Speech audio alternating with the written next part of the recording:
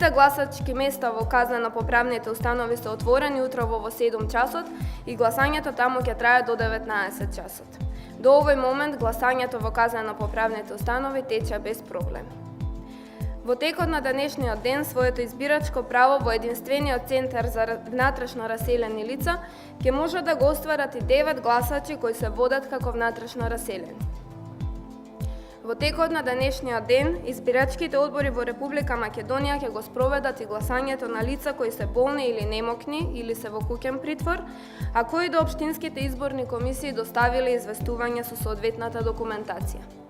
Во своите домови избирачкото право ќе го остварат 5025 граѓани.